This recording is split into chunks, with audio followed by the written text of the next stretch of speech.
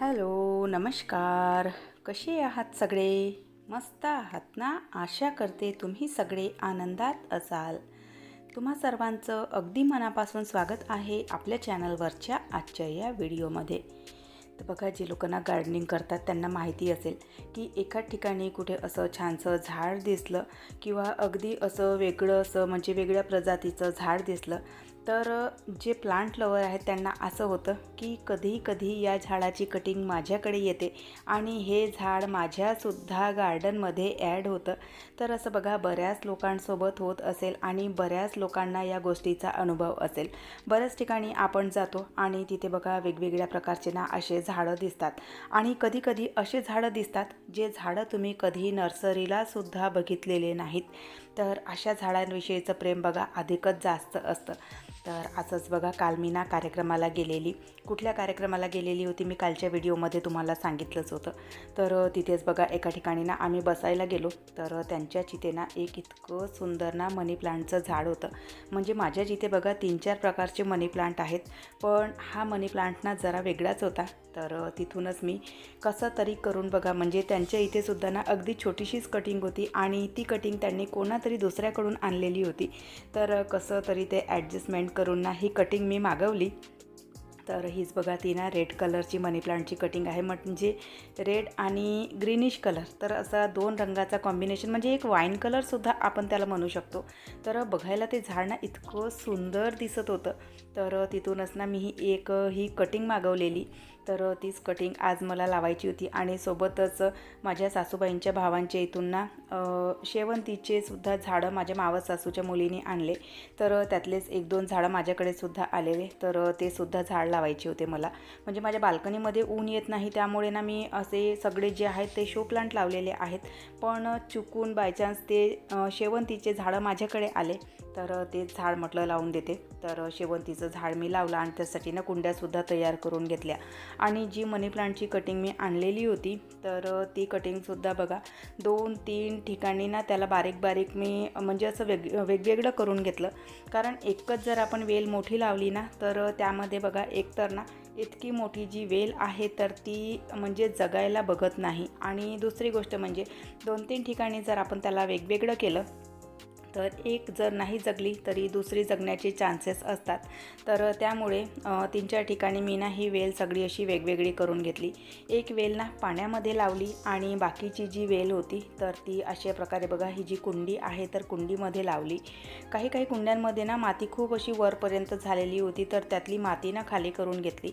कारण बघा, जेव्हा आपण ना पाणी टाकतो झाडांना तर तीच माती जर एकदम वरपर्यंत भरलेली असेल तर ती माती ना खाली सांडते आणि मग बाल्कनी स्वच्छ करायला आपल्यालासुद्धा त्रास जातो.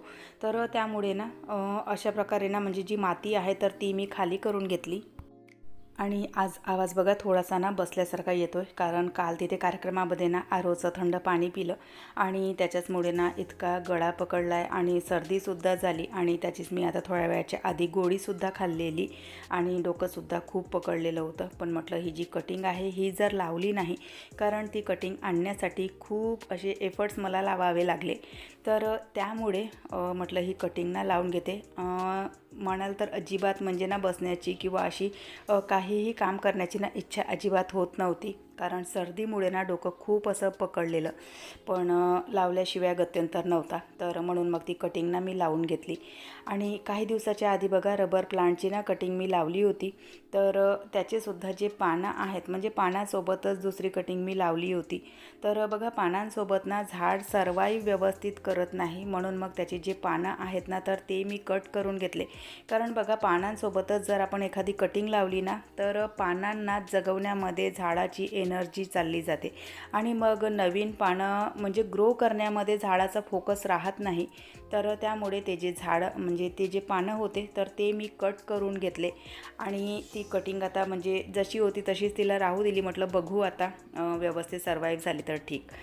काही झाडांमध्ये ना माती कमी होती तर ती मातीसुद्धा त्यामध्ये टाकली. आणि बघा, झाडांची केअर जर आपण व्यवस्थित केली ना तर छोट्या छोट्या पॉटमध्ये सुद्धा बघू शकत असाल इतके छान झाडं ग्रो करतात. हे ना अगदी छोटंसं असं म्हणजे जेट प्लांट आहे आणि छोट्याशा कुंडीमध्ये मी त्याला लावलेलं आणि इतक्या छान पद्धतीने ते ग्रो झालं आहे. जे रबर प्लांटचं झाड मी कट केलं होतं, तर त्याची जी मेन ब्रांच होती, तर त्याला बघा अशा प्रकारे ना नवीन ह्या ब्रांचेस यायला लागले. म्हणजे जे मेन झाड होतं तर त्याला अशा प्रकारे ना नवीन नवीन छान असे ब्रांचेस यायला लागले. आणि त्याचाच पार्ट बघा मी इथे ना हा कट करून लावला होता. तर पानांसोबत ना तो थोडासा म्हणजे जो झाड आहे तर तो कोमेजल्यासारखा झाला होता. तर त्याचे पानं मी कट करून घेतले. म्हटलं बघू आता पानं कट केल्याच्या नंतर कदाचित तिथे नवीन अंकुर किंवा नवीन जी कोंब आहे तर ते येऊ शकतात म्हणून. तर आता बघा थोडीशी ना कुंड्यांची पुन्हा आणखी फेरफार मला करावी लागली. कारण जे शेवंतीचं झाड मी आणलेलं होतं तर ते फुलाचं झाड आहे. तर त्याला ना फुल टाईम सनलाईट हवा असतो. कारण फुलाचे जे झाडं आहे तर ते इनडायरेक्टली सनलाईटमध्ये कधीही सर्वाईव्ह करत नाही. आणि जरा समजा सर्वाईव्ह केलंसुद्धा त्यांनी तरी त्यांना ना फुलं काही येत नाहीत. तर म्हणून मग जेही फुलांचे झाडं असतात तर ते फुल सनलाईटमध्येच ठेवावे लागतात. माझ्या इथे डायरेक्ट लाईट काही येत नाही, त्यामुळे मग ना म्हणजे डायरेक्ट सनलाईट काही येत नाही, त्यामुळे मी सगळे असे ना ऑर्नामेंटल प्लांटच लावलेले. कारण फुलाच्या झाडांना फुलं काही व्यवस्थित येत नाही, म्हणून मग सगळे ऑर्नामेंटल प्लांट मी तिथे लावले. सर्दी झालेली होती त्यामुळे ना थोडासा मी काढा ठेवलेला आहे माझ्यासाठी. कारण बघा हलक्या फुलक्या सर्दीला एकदमच म्हणजे असं डॉक्टरकडे वगैरे जाणं तर ते मला काही बरं वाटत नाही. त्यामुळे मग मी माझ्यासाठी ना थोडासा काळा ठेवलेला आहे. तर बघा सर्दीचा जो काळा आपण बनवतो तर त्यामध्ये ना थोडीशी तुळस घालायची, लवंग घालायची, थोडंसं मिरे वगैरे घालून घ्यायची, हळद घालायची आणि अद्रक घालायची.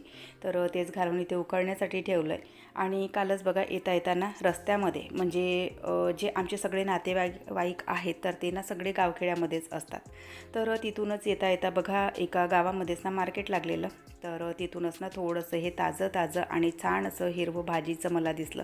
तर तेच येता मी घेऊन आलेली. कारण बघा शहरामध्ये जेही भाजीचं येतं तर त्यावर खूप असे कीटकनाशक आणि काय अशी फवारणी केलेली असते.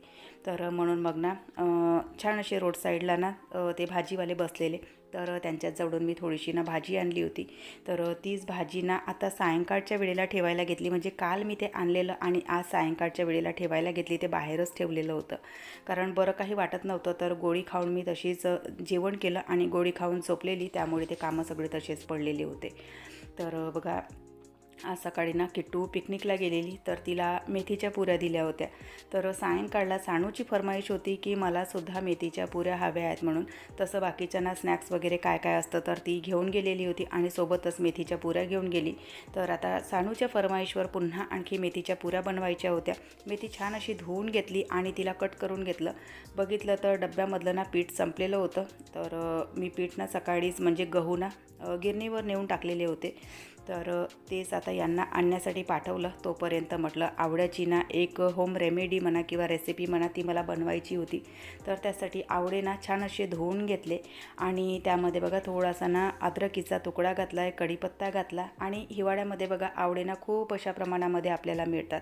तर त्याची कँडी म्हणा किंवा आवळ्याचा मोरांबा म्हणा किंवा लोणचं म्हणा असं काय आपण ना बनवून ठेवू शकतो.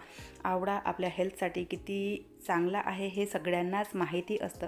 जितक्या जास्त प्रमाणात होईल तितक्या जास्त प्रमाणामध्ये ना आवळा आता मिळतो तर तो खायचा. तर त्याचाच मी इथे बघा थोडासा ना ज्यूस बनवून घेतलेला आणि अशा प्रकारे बघा गाळणीने गाळून घेतला. वरचा जो पल्प आहे त्याचीसुद्धा एक रेसिपी मी तुमच्यासोबत शेअर करणार आहे. तर आवळ्याचा ज्यूस बनवून तयार ठेवलेला. त्याला आता म्हणजे बॉटलमध्ये भरलेलं नाही, नंतर भरणार. आधी म्हटलं पुऱ्या बनवून घेते कारण ना वेळ होत आलेला होता आणि यांनीसुद्धा पिठाची जी पिशवी आहे तर ते घेऊन आलेले होते चक्कीवरून. तर पुऱ्या बनवण्यासाठी बघा कापलेल्या मेथीमध्ये ना पीठ टाकलेलं आणि त्यामध्ये तीळ, ओवा, तिखट, मीठ, हळद असं काय सगळं टाकून ना एक मऊसूत गोळा बनवून घेतला आणि इथे पुऱ्या लाटायला घेतल्या. डोकं खूप दुखत होतं त्यामुळे मग हे म्हणाले की चल मी तुला हेल्प करतो म्हणून. तर मी ना पुऱ्या सगळ्या अशा लाटून दिल्या आणि यांनी त्या तळून घेतल्या.